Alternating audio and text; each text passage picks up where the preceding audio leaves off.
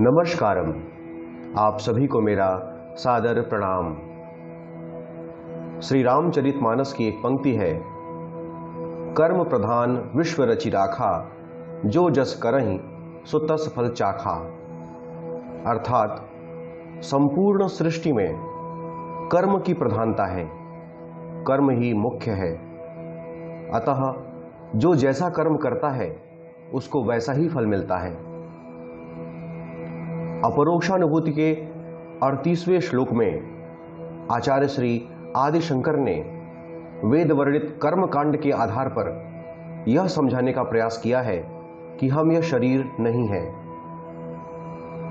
चर्चा के विस्तार में प्रवेश करने से पूर्व सर्वप्रथम आइए यह जानते हैं कि इस श्लोक में आचार्य ने क्या लिखा है। प्रोक्तोपि कर्म कांडेन ह्यात्मा देहात् विलक्षणः नित्यश्च तत्फलं भुंक्ते देहपातादनंतरम। आइए अब इस श्लोक में आए महत्वपूर्ण शब्दों से परिचित हो लिया जाए। कर्म कांडेन यानी बाय द कर्म कांड, अर्थात कर्म कांड के द्वारा। देहात यानी फ्रॉम द बॉडी, अर्थात शरीर से अलग। देहपातादनंतरम यानी after the fall of the body, अर्थात शरीर की मृत्यु के बाद। भुक्तम यानी अंडरगोज, अर्थात भोगता है। आइए अब इस विषय पर चर्चा करते हैं। विद्वान लोगों का मानना है कि वेद 3 हिस्सों में बटे हैं, जिन्हें कर्मकांड, उपासना कांड एवं ज्ञान कांड कहते हैं। कर्मकांड वेद का वह भाग है जिसमें यज्ञ एवं अनुष्ठान आदि की विभिन्न प्रकार की विधियां लिखी हुई हैं। कर्मकांड में आए भिन्न भिन्न प्रकार के मंत्रों द्वारा आदिकाल से लोगों ने अपनी अपनी कामना के अनुसार अलग अलग देवताओं को प्रसन्न करके उन कामनाओं की पूर्ति की है। कर्मकांड के बारे में कहा जाता है कि यो यदिच्छति तस्य तत्, अर्थात जो जिस भी प्रकार की कामना करता है उसकी कामना की पूर्ति अवश्य होगी। कर्मकांड के प्रति समर्पित लोग किसी एक ईश्वर में विश्वास नहीं रखते। उनके अनुसार अलग अलग प्रकार की कामनाओं अथवा इच्छाओं के लिए अलग अलग प्रकार के देवताओं की उपासना आवश्यक होती है। इसके साथ ही उनका यह भी मत है कि इस शरीर से किए जाने वाले जितने भी कर्म हैं, उन सभी का फल शरीर के नष्ट हो जाने के बाद भी नष्ट नहीं होता। अर्थात उस फल को भोगने के लिए जीवात्मा अलग अलग प्रकार के शरीरों में जन्म लेती है एवं उन सभी कर्मों का फल भोगे बिना उसकी मुक्ति भी संभव नहीं होती। अब यदि कर्म की बात निकल ही आई है तो आइए यह जानते हैं कि कर्म के कितने प्रकार होते हैं। सर्वप्रथम काल के आधार पर कर्म के 3 प्रकार हैं। पहला संचित कर्म, दूसरा प्रारब्ध कर्म एवं तीसरा क्रियमाण कर्म। पहले संचित कर्म को समझते हैं। संचित कर्म का अर्थ है ऐसे कर्म जिन्हें हमने अपने अनेक पूर्व जन्मों से लेकर वर्तमान तक इकट्ठा किया है, एकत्रित किया है। अर्थात हमारे ही अनेक पूर्व जन्मों के पाप एवं पुण्य कर्मों का संचय संचित कर्म कहा जाता है। आइए अब प्रारब्ध कर्म के बारे में जानते हैं। प्रारब्ध को दूसरे शब्दों में भाग्य भी कहा जाता है। प्रारब्ध कर्म संचित कर्म का वह अंश है जिसे हमें वर्तमान जन्म में भोगना है। अर्थात वर्तमान जन्म में हम जिसे भाग्य कहते हैं वही हमारा प्रारब्ध कर्म है। और अब क्रियमाण कर्म को समझते हैं। क्रियमाण शब्द का अर्थ है वह जिसे किया जा रहा हो अथवा जो हो रहा हो। इस प्रकार क्रियमाण कर्म का अर्थ हुआ कि जो कर्म अभी हो रहा है अथवा जिसे किया जा रहा है। वर्तमान जीवन में, वर्तमान समय में किए जा रहे कर्म को ही क्रियमाण कर्म कहा जाता है। इस प्रकार कर्मकांड को मानने वाले लोग यह मानते हैं कि हम जो भी क्रियमाण कर्म करते हैं वही संचित कर्म में जाकर जमा होता है एवं उसी संचित कर्म का थोड़ा सा भाग प्रारब्ध कर्म या भाग्य के रूप में हमें मिलता है। प्रत्येक जीव कर्म करने में तो स्वतंत्र है, किंतु अपने किए गए कर्मों का फल भोगने में परतंत्र। आज हम कर्म और उसके विज्ञान को और अधिक गहराई से समझने का प्रयास करेंगे।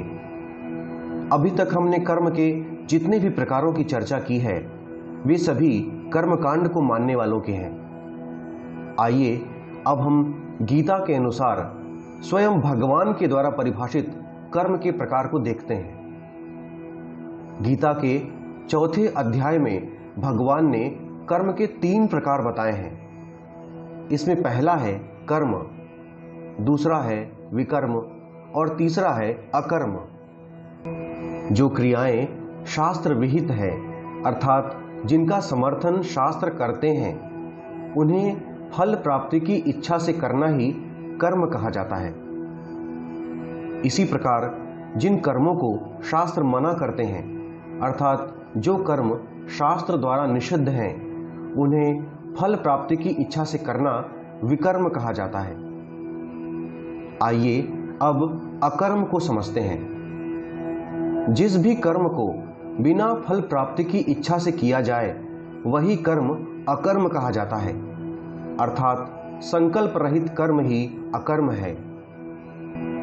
ईश्वर की इच्छा ही जब हमारी इच्छा बन जाती है तो यह अकर्म बन जाता है जो स्वतः संचालित होता रहता है। जो ईश्वर चाहते हैं, जैसा चाहते हैं वही संकल्प हमारे द्वारा मूर्त होने लगे, हमारे व्यक्तित्व के माध्यम से झरने लगे तो ऐसी ही उच्च स्थिति को ही अकर्म कहते हैं। अकर्म में व्यक्ति ब्राह्मी स्थिति में पहुंच सकता है अर्थात ब्रह्म को पा सकता है। कर्म के इन प्रकारों को समझने के उपरांत आइए अब इस श्लोक का वास्तविक अर्थ जान लिया जाए। इसका अर्थ है कि कर्मकांड यह घोषणा करता है कि आत्मा इस शरीर से अलग है, अमर है, क्योंकि इस शरीर के अंत हो जाने पर भी अर्थात मृत्यु हो जाने के पश्चात भी इसके द्वारा किए गए कर्मों के फलों को भोगने के लिए यह आत्मा अलग अलग शरीरों में जन्म लेता है। The कर्म कांड also declares that the Atma is different from the body and permanent, as it endures even after the fall of the body and reaps the fruits of the action done in this life. मित्रों, रामचरितमानस में वर्णित कर्म प्रधान विश्व रचि राखा जैसी पंक्ति जहां एक ओर कर्म का पूर्ण समर्थन करती है, वहीं दूसरी ओर इसी ग्रंथ में तुलसीदास जी ने होई सोई जो राम रचि राखा लिखकर कर्म को निराधार मानते हुए सब कुछ प्रभु की इच्छा के आधार पर ही होता है ऐसा भी मत प्रकट किया है। देखा जाए तो यह दोनों ही कथन एक दूसरे का विरोध करते हैं, किंतु वास्तव में कर्म के महत्व की उपेक्षा नहीं की जा सकती, क्योंकि इस सृष्टि में जन्म लेने वाला कोई भी जीव अथवा रूपांतरित होने वाला कोई भी पदार्थ कर्महीन नहीं हो सकता। वास्तव में प्रत्येक जीव एवं पदार्थ किसी न किसी गुण को अवश्य ही धारण करता है और अपने अपने गुणों के आधार पर उसको वैसे ही कर्मों को करने की बाध्यता भी होती है। किंतु इस बात को भी हमें स्मरण में रखना चाहिए कि स्वयं ईश्वर ने गीता में कर्मण्येवाधिकारस्ते कहकर कर्म को प्रधान बताया है, न कि उसके फल को। अर्थात कर्म से मुक्ति संभव नहीं है, किंतु उसके फल को भोगने से अवश्य ही मुक्त हुआ जा सकता है। इसके लिए भगवान ने गीता के 4 अध्याय के 14वें श्लोक में कहा है, नमाम कर्माणि लिम्पन्ति न मे कर्म फले स्पृहा इतिमाम यो भिजानाति कर्मभिर्न सबध्यते। अर्थात भगवान कहते हैं, न मुझे कर्म लिप्त करते हैं, न ही मुझे कर्म फल की लालसा है। जो मुझे इस प्रकार तत्वों से जान लेता है वह कर्मों के बंधन को प्राप्त नहीं होता। वैसे तो इस अवस्था को प्राप्त करना वास्तव में अत्यंत कठिन है। इसीलिए ऐसी स्थिति को प्राप्त करने के लिए भगवान ने गीता के 9वें अध्याय के 27वें श्लोक में यह भी कहा है कि यत् करोष यदश्नासि यज्जुहोष ददासि यत् तत्तपस्यसि कौन्तेय तत्कुरुष्व मदर्पणम्। अर्थात भगवान कहते हैं कि हे अर्जुन, तू जो कर्म करता है, तू जो खाता है, तू जो हवन करता है, जो दान देता है और जो तप करता है, वह सब कुछ मुझे अर्पित कर दे। मित्रों, अब तक हम यह समझ गए होंगे कि भगवान ने कर्मण्येवाधिकारस्ते मा फलेषु कदाचन इस वाक्य में कर्म नहीं अकर्म करने की प्रेरणा दी है, अर्थात फल की इच्छा से रहित होकर कर्म करने की बात कही है। आइए श्री हरि से प्रार्थना करें कि हम कर्म एवं अकर्म के इस अंतर को समझकर कर्मों के अकाट्य बंधन को उन्हीं की कृपा से काटकर मुक्ति मार्ग की ओर प्रस्थान करें। जय श्री हरि, जय श्री कृष्ण।